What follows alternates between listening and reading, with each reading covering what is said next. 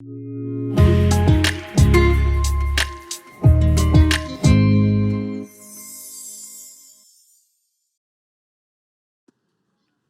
bien, premièrement, j'aimerais remercier Sylvain qui a apporté le message la semaine dernière.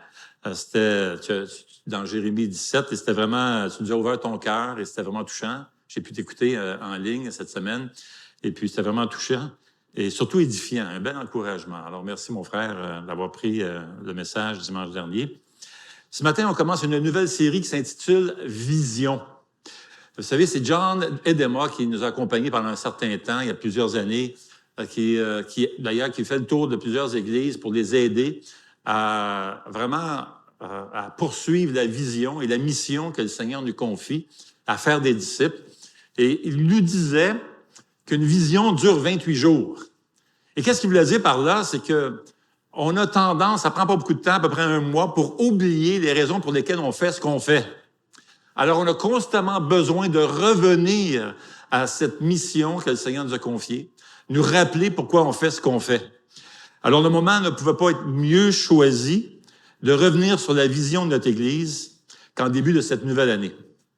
Alors, pourquoi on fait ce qu'on fait ici à l'Église de Sentier? Qu'est-ce qui dirige nos décisions? Qu'est-ce qui dirige nos actions? Les actions qu'on prend, les décisions qu'on prend? Qu'est-ce qui nous unit aussi? Et quelle mission poursuivons-nous? Et pourquoi c'est important de s'en soucier? Alors, comme introduction à cette série, on veut commencer en lisant un passage dans l'Évangile de Matthieu. Laissez-moi vous expliquer un peu le contexte. Jésus est mort et il est revenu à la vie, il est ressuscité. Et là, Jésus va inviter ses disciples à se rendre sur une montagne en Galilée pour leur donner ses dernières volontés. Alors, on va tourner dans Matthieu 28, si vous voulez. Et nous allons lire Matthieu 28 à partir du verset 16. Matthieu 28, verset 16, et on va lire jusqu'à la fin. En fait, c'est la fin du livre de Matthieu. C'est vraiment les dernières paroles de Jésus ici. Alors, Matthieu 28, verset 16. Les 11 disciples allèrent en Galilée sur la montagne que Jésus leur avait désignée. Quand ils le virent, ils se prosternèrent devant lui. Mais quelques-uns eurent des doutes. Jésus s'approcha et leur dit, « Tout pouvoir m'a été donné dans le ciel et sur la terre. Allez donc, faites de toutes les nations des disciples, baptisez-les au nom du Père, du Fils et du Saint-Esprit, et enseignez-leur à mettre en pratique tout ce que je vous ai prescrit. Et moi, je suis avec vous tous les jours jusqu'à la fin du monde. » Ce passage nous parle de la grande mission de Jésus. C'est le passage où Jésus confie à son Église la mission de faire des disciples de toutes les nations. Et dans ce passage, Jésus nous donne 3 fondements à sa mission. Nous avons d'abord le but ultime de poursuivre la mission de Jésus, l'appel à poursuivre la mission de Jésus et la motivation de poursuivre cette mission, la mission de Jésus-Christ. Alors, pourquoi on fait ce qu'on fait ici à l'Église de Sentier? Pourquoi poursuivre la mission de Jésus? Eh bien, le passage commence en nous donnant le but ultime de la mission. Verset 18, Jésus s'approcha et leur dit, « Tout pouvoir m'a été donné dans le ciel et sur la terre. » Voyez-vous, le but ultime de poursuivre la mission de Jésus, c'est l'adoration. J'aime bien comment John Piper l'explique. Il dit ceci, il dit, le but suprême de l'Église n'est pas la mission, c'est l'adoration. Si la mission existe, c'est parce que l'adoration n'existe pas. Verset 11 dit, les 11 disciples allèrent en Galilée sur la montagne que Jésus leur avait désignée. Quand ils le virent, ils se prosternent devant lui en geste d'adoration. Mais quelques-uns eurent des doutes. Maintenant, les disciples voient Jésus arriver, ils l'ont reconnu. Et quelle a été la première réaction des disciples? L'adorer.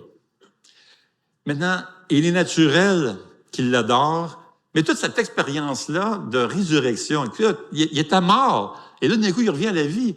toute cette expérience-là, c'est assez mystérieux, c'est grandiose et c'est bouleversant. C'est la raison pour laquelle certains doutent.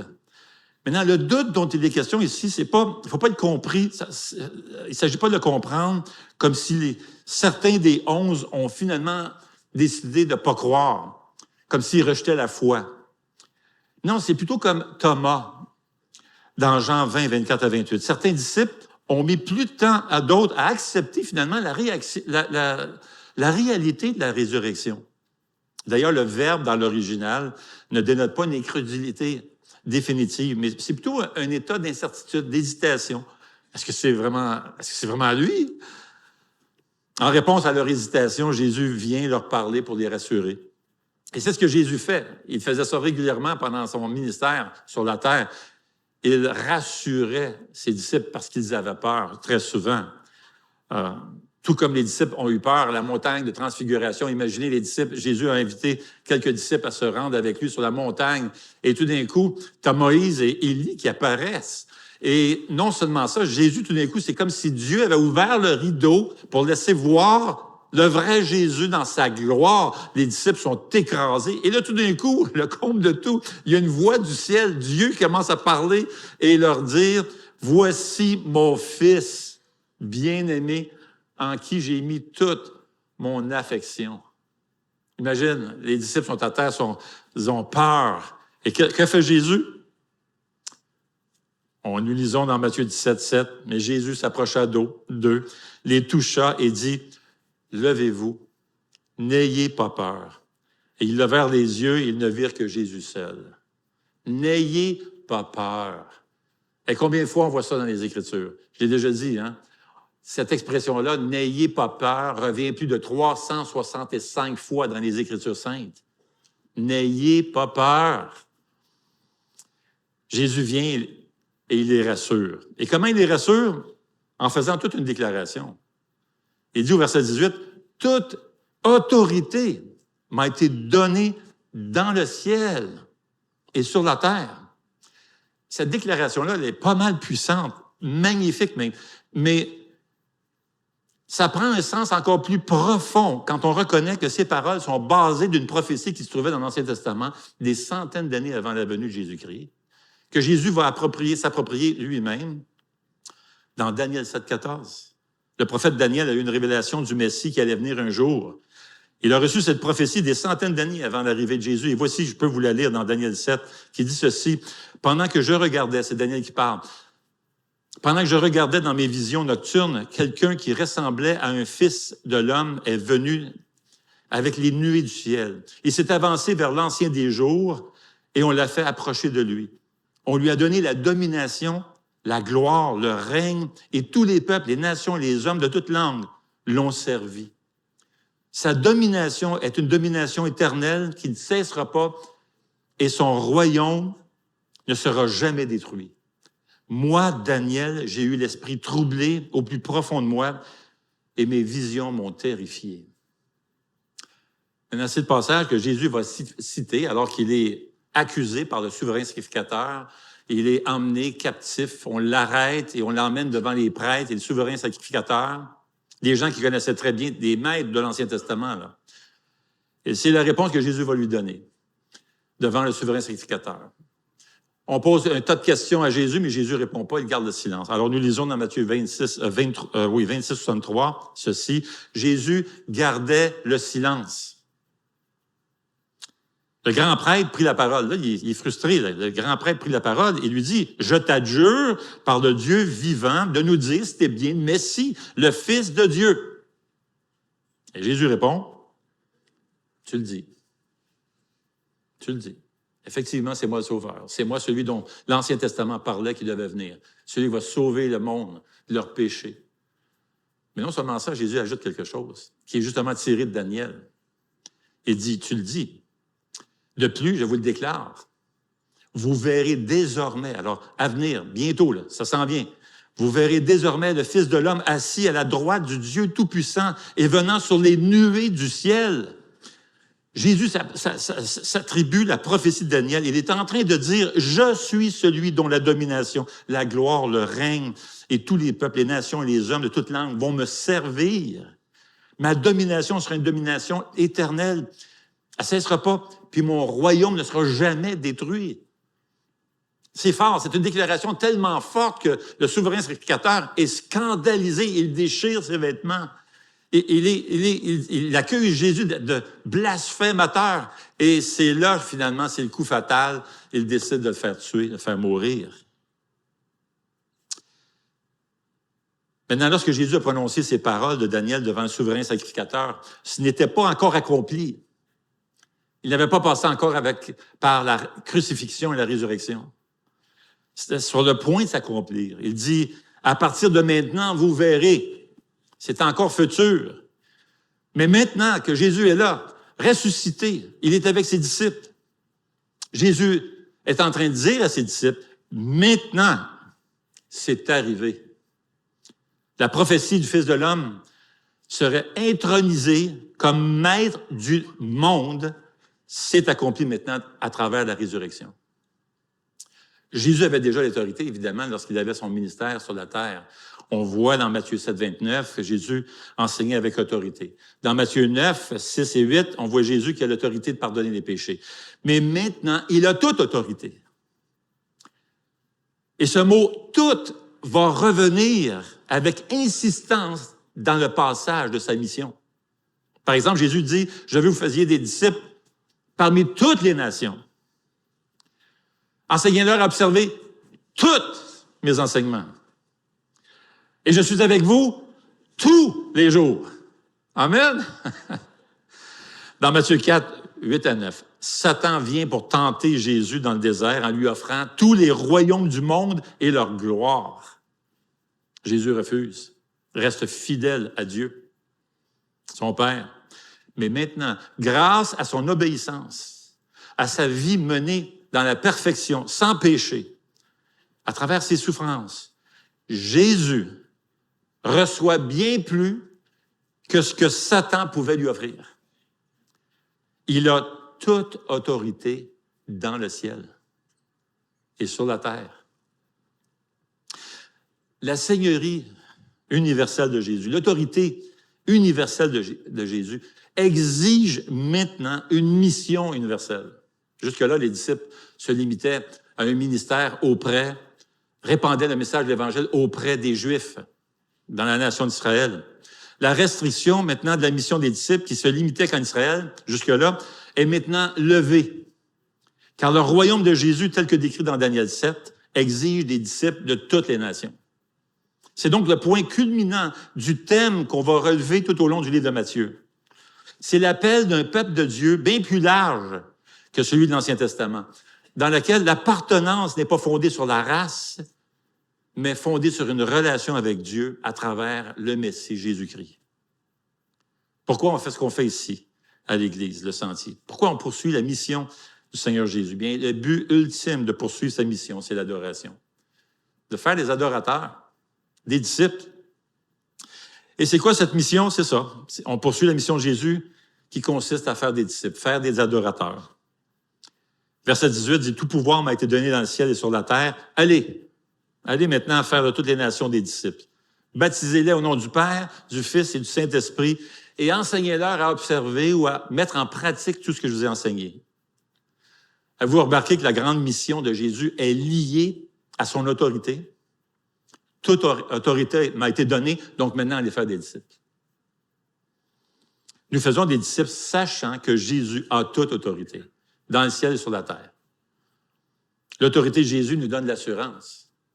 Parce qu'il faut le dire, poursuivre la mission de Jésus-Christ ne sera pas toujours facile.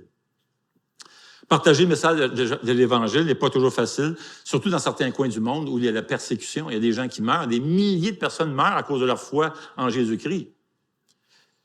Les gens vont se faire mettre en prison, ils vont se faire tuer. C'est plein de chrétiens, des femmes de Dieu, des hommes de Dieu qui ont travaillé fort pour la cause de l'Évangile, sans même voir de fruits tout au long de leur vie, puis ils persistent, ils continuent à répandre le message. Je pense à Samuel Zwimmer qui a partagé l'Évangile pendant plus de 40 ans parmi les musulmans pour leur faire découvrir Jésus-Christ. 40 ans, au 19e siècle. Il a même traduit la Bible en arabe. Et 40 ans, il y a juste eu 8 personnes qui ont fait profession de foi, qui se sont converties à Jésus-Christ, et ils sont presque toutes fait tuer, persécutés. Et 40 ans, à travailler très fort pour répandre le message de l'Évangile, sans vraiment voir de fruits. Puis il a continué, il a persévéré. C'est difficile parfois de poursuivre la mission de Jésus-Christ. Prenons le Québec, par exemple. Maintenant, il y a des nouveaux ici. Il y a des gens, peut-être, vous venez de découvrir l'Église, vous venez de découvrir Jésus-Christ même. Vous êtes en train de faire un cheminement de foi envers Jésus-Christ. Vous êtes nouveau. Vous ne connaissez peut-être pas toute l'histoire derrière cette Église ici et l'histoire au Québec, comment l'Évangile s'est répandu ici dans la belle province. Mais ce n'était pas évident. Vraiment pas évident, là, ici. Là. Il y a des gens qui sont venus d'un peu partout. Je pense à des femmes de Dieu, Mme Alexanian, M. Alexanian, qui sont venus ici, et d'autres, des pionniers, M. Héron et tout ça, qui sont venus au Québec pour répandre le message de l'Évangile, pour faire découvrir le salut par grâce. Et ça n'a vraiment pas été évident. Par exemple, dans les années 50, c'était très difficile de porter le message de l'Évangile ici au Québec de manière fidèle. De dire aux Québécois que le salut ne se trouve qu'en Jésus seul et non par les œuvres, que c'était uniquement par la foi, et c'était tout un défi. Pour ceux qui n'ont pas vécu cette époque, c'est difficile à imaginer, mais il y a des pasteurs, il y a des missionnaires, des chrétiens qui sont venus ici pour répandre le message de l'Évangile, qui ont même été mis en prison pendant l'équivalent de 8 ans. Imagine, au Québec, 8 ans de temps, faire de la prison parce que tu essaies de répandre le message de l'Évangile. C'est fou! Je connais des jeunes, je connais un jeune particulièrement, quelqu'un, mais là, il n'est plus vraiment jeune, mais dans le temps, il nous racontait, il venait à l'église de la Vallesse où j'étais pasteur, puis il nous racontait, à l'âge de 12 ans, ses parents allaient dans une église évangélique, alors lui, il suivait tout ça. On les appelait les maudits protestants français dans le temps. Et puis, il allait dans une église évangélique avec ses parents, et puis son professeur, il avait 12 ans, son professeur à l'école l'exigeait de se mettre à genoux dans la classe, devant tous les élèves, là, pendant la classe. Parce qu'on avait appris qu'elle allait dans une église évangélique avec ses parents. Au Québec. C'est fou, là. Pourquoi des hommes et des femmes ont continué quand même, sont restés ici, ont continué à porter l'Évangile, ils sont restés ici même si c'était difficile? Coriaces, mais ils ont resté. Mais pour la même raison que l'apôtre Paul est allé dans des endroits qui étaient très dangereux pour la cause de l'Évangile. On apprend dans le livre des Actes, Paul s'est fait battre, s'est fait mettre en prison dans la ville de Philippe. Il a été rejeté, chassé de la ville de Thessalonique. Puis en plus, il a été confronté à des difficultés intellectuelles dans la ville d'Athènes. Puis là, il arrive à Corinthe, après tout ça, il arrive à Corinthe, puis franchement, là, il a la frousse. Il a peur. Là. Alors Dieu veut aller l'encourager. Dieu lui donne une vision. Et on peut lire dans Actes 18, 9. Le Seigneur dit à Paul, alors c'est le Seigneur Jésus, dit à Paul, dans une vision pendant la nuit. Qu'est-ce qu'il dit? 365 fois dans la Bible. N'aie pas peur, Paul. Première chose qu'il dit. N'aie pas peur. Mais parle, ne te tais pas. Jésus enflamme le courage de Paul en lui rappelant 2 vérités. Il va dire, n'aie pas peur, parle, ne te tais pas, car je suis moi-même avec toi. Je suis là, là. Tu n'es pas tout seul. Je ne t'ai pas envoyé en mission tout seul, là. Je ne t'ai pas dit, là, débrouille-toi, là, vas-y. Puis je te souhaite bonne chance. Non, non, non. N'oublie pas, Paul, j'ai toute autorité dans le ciel et sur la terre. J'ai la domination, j'ai la gloire, le règne, je possède tous les peuples, les nations et les hommes de toute langue vont me servir. Ma domination est une domination éternelle et mon royaume ne cessera jamais. Oublie pas, Paul, celui-là, là, qui a tout pouvoir dans le ciel et sur la terre, est avec toi quand tu fais ton travail. Amen. C'est pas n'importe qui, là. Et Jésus, on l'a vu dans le livre de Matthieu, je suis en train de bâtir mon Église. C'est moi qui est en train de bâtir mon Église. Et les portes du séjour des morts ne peuvent pas résister à ma puissance. Et Jésus ajoute, et j'ai un peuple nombreux dans cette ville. Des femmes et des hommes de Dieu sont venus ici au Québec, dans un territoire pas mal coriace, pour l'Évangile, au risque de se faire mettre en prison, et certains se sont fait mettre en prison, effectivement, parce qu'ils savaient que Jésus avait toute autorité. C'est lui qui bâtit son Église. C'est lui qui sauve, c'est lui qui transforme des vies. C'est son œuvre. Ces chers hommes et ces femmes savaient que le Seigneur Jésus avait un peuple nombreux ici au Québec. Jésus allait sauver des centaines de personnes. Puis effectivement, qu'est-ce qui est arrivé? Des milliers de personnes au Québec sont venues au Seigneur.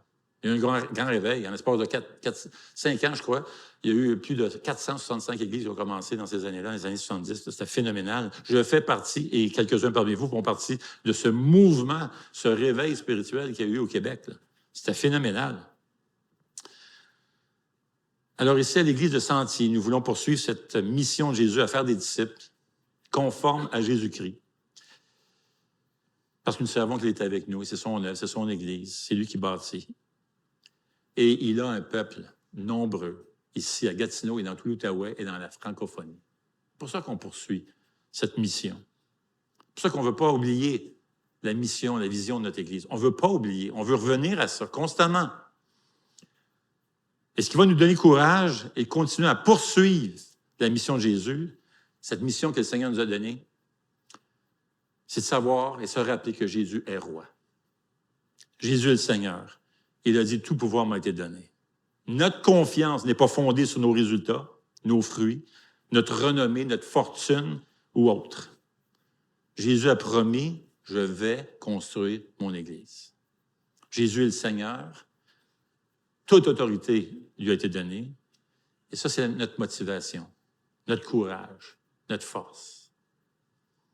Philippiens 2 dit qu'un jour, tout genou va fléchir devant lui, que ce soit dans la foi et l'obéissance ou dans la terreur et l'effroi. Toute bouche va confesser que Jésus est le Seigneur à la gloire de Dieu le Père. Alors, nous faisons des disciples sachant que Jésus a toute autorité. Maintenant, comment on fait ça? Et Jésus le dit, on fait des disciples en partageant l'Évangile, en baptisant les disciples, en leur enseignant de mettre en pratique ce qu'il a enseigné. Et premièrement, ça commence en partageant l'Évangile, faire connaître les gens, faire connaître le message de l'Évangile, le message du salut, la croix, le pardon des péchés, le jugement dernier, le salut par grâce, par le moyen de la foi. Répandre cette nouvelle-là, la bonne nouvelle, c'est que nous pouvons avoir la vie éternelle, avoir une relation avec Dieu, avoir cette intimité avec Dieu lorsqu'on vient par la foi à Jésus-Christ. Il peut nous sauver de tous nos péchés, nous pardonner de toutes nos fautes. Et les gens qui viennent au Seigneur, on les baptise. Le Seigneur Jésus a demandé de les baptiser. Mais avez-vous remarqué un petit détail? Jésus dit, baptisez-les au nom du Père, du Fils et du Saint-Esprit. Alors, on baptise au nom du Fils aussi. C'est intéressant, Jésus prend donc sa place aux côtés de son Père et de l'Esprit, étant donc digne d'adoration puis d'engagement du disciple. Une belle évidence de la divinité de Jésus-Christ, ça. On fait des disciples en leur enseignant d'observer, de mettre en pratique la parole de Dieu. Alors, puisque Jésus a toute autorité dans le ciel et sur la terre, puisqu'il est digne de louange et d'adoration, puisque les dominations lui appartiennent, la gloire lui revient, le règne, et qu'il possède tous les peuples, et les nations et les hommes de toute langue vont le servir, puisque sa domination est une domination éternelle qui ne cessera jamais, que son royaume ne cessera jamais, on lui doit obéissance. Puisqu'il est celui qu'il est, on lui doit obéissance. Il doit être le Seigneur de ma vie, le Seigneur de notre vie. Faire confiance à Jésus, c'est inévitablement le confesser comme Seigneur. Et le confesser comme Seigneur se fait en termes de soumission à tout ce qu'il a dit, ce qu'il a enseigné. Ça, c'est la base du christianisme. Il y a des gens qui disent « Ah, j'ai accepté Jésus comme sauveur, mais je ne suis pas tout à fait prêt à accepter comme Seigneur. » Vraiment? Tu as entendu qui il est, là? Vraiment? Hey, c'est le début d'une nouvelle année.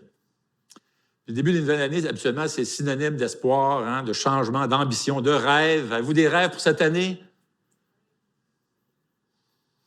Des rêves pour l'avenir, de penser pour une vie meilleure. Traditionnellement, au début de chaque année, on a tendance à faire quoi? Prendre des résolutions. Hein? Êtes-vous rendu ironique là-dessus.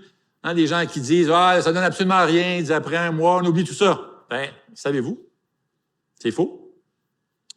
Selon des chercheurs à l'université de Scranton, en Pennsylvanie, les gens ont 10 fois plus de chances de changer de comportement s'ils prennent une résolution que s'ils ne le font pas. 10 fois plus de chances. Maintenant, voici une résolution que j'aimerais vous proposer ce matin. Qu'en 2023, Jésus soit le Seigneur de ta vie. Que Jésus soit le Seigneur de ma vie. Que dans les décisions que je prends, que quelles que soient mes relations avec les gens, etc., que Jésus soit le Seigneur de ma vie.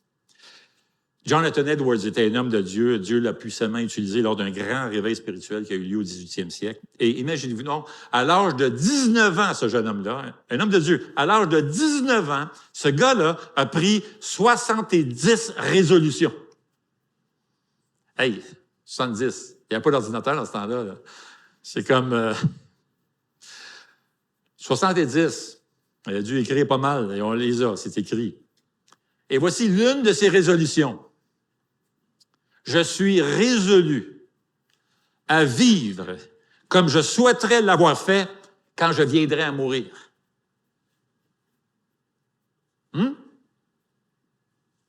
Laissez-moi vous répéter ça. Là. Je suis résolu à vivre comme je souhaiterais l'avoir fait quand je viendrai à mourir. Laissez-moi vous dire qu'en s'appuyant sur la grâce de Dieu, évidemment, hein, parce que c'est pas par nos propres forces, s'appuyant sur la parole, sur la grâce de Dieu, cette résolution va certainement avoir un impact sur nos décisions qu'on prend tous les jours. C'est sûr. Alors, on a besoin de la grâce de Dieu pour marcher comme disciples. D'où cette promesse encourageante de notre Sauveur qui est toujours avec nous. Nous poursuivons la mission de Jésus-Christ, sachant qu'il est toujours avec nous. Regardez le verset 20, ça dit ceci. Et moi, il termine comme ça. Il termine le livre. Le livre de Matthieu termine sur cette belle parole de Jésus-Christ. Quelle assurance, quelle promesse. Il dit, n'oubliez pas en passant. Je suis avec vous tous les jours jusqu'à la fin du monde. Quelle façon extraordinaire et intéressante de terminer non seulement la mission de Jésus, mais aussi l'évangile de Matthieu. Regardez la grâce de Jésus. En passant, ce n'est pas une condition. Jésus n'a pas dit, allez, faites de toutes les nations, puis si vous faites de toutes les nations, je suis avec vous jusqu'à la fin du monde. Il n'a pas dit, si vous ne faites pas de disciples, par exemple, débrouille-toi tout seul. Il n'a pas dit ça. Il n'y a pas de condition dans cette promesse. Aucune condition. Voyez-vous la grâce de Dieu? Je vais être avec toi. Quoi qu'il arrive. Tu vas tomber. Tu vas chuter. Tu ne seras pas parfait. Tu vas avoir la difficulté. Tu vas faire face à des tentations, puis tu vas probablement tomber. Je veux que tu te rappelles. Quoi qu'il arrive, quoi que tu fasses, quoi que tu dises, quoi que tu rêves, quoi que tu penses, rappelle-toi.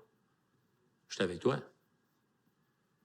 Puis je vais être avec toi jusqu'à la fin du monde. Je vais toujours, toujours, toujours être avec toi. Amen.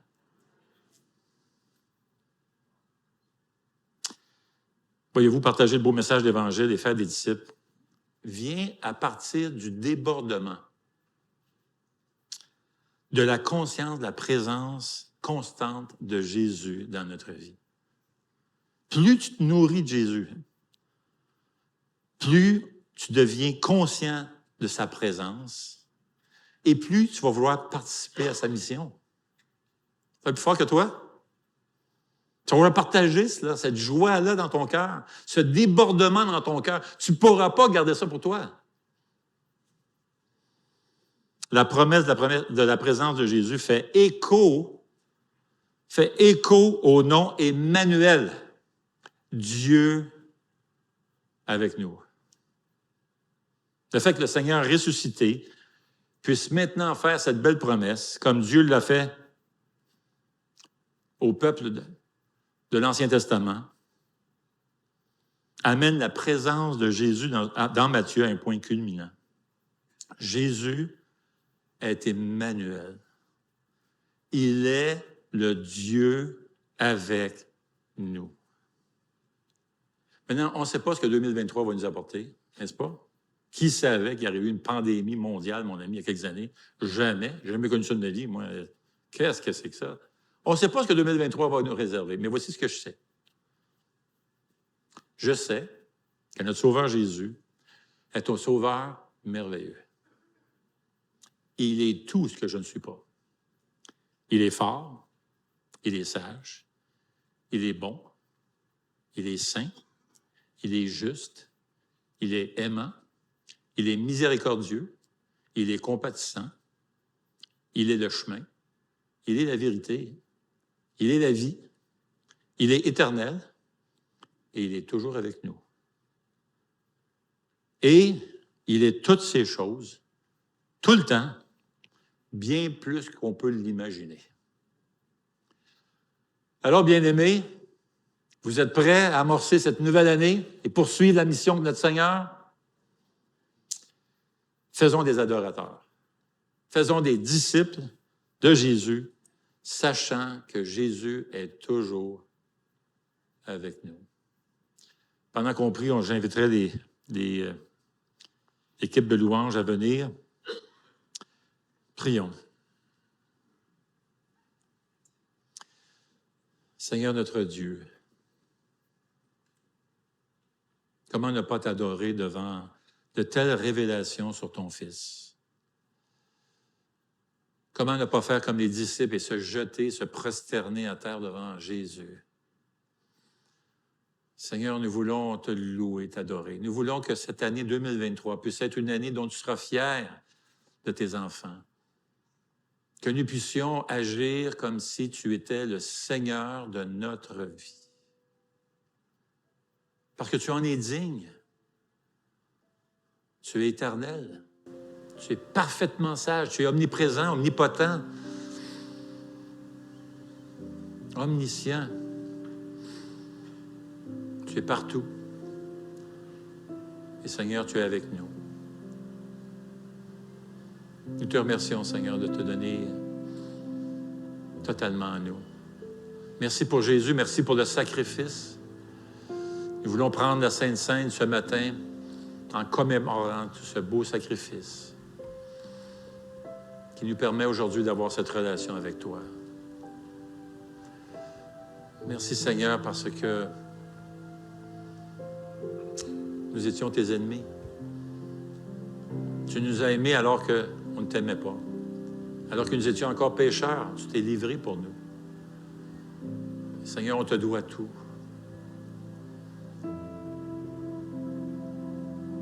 Merci pour tout ce que tu as fait, Seigneur. Que cette année 2023 puisse être une année où tu seras glorifié, adoré puissamment parmi tes enfants. Que notre Église, Seigneur, le Sentier, puisse poursuivre cette belle mission de voir de plus en plus d'adorateurs venir à toi. Qu'on puisse répandre ce beau message de l'Évangile et faire découvrir cette joie parfaite et immense de connaître Jésus, connaître Dieu, d'avoir une relation avec toi. Que ce soit ton année, une année où tu seras élevé par-dessus tout dans notre propre vie. Au nom de Jésus. Amen.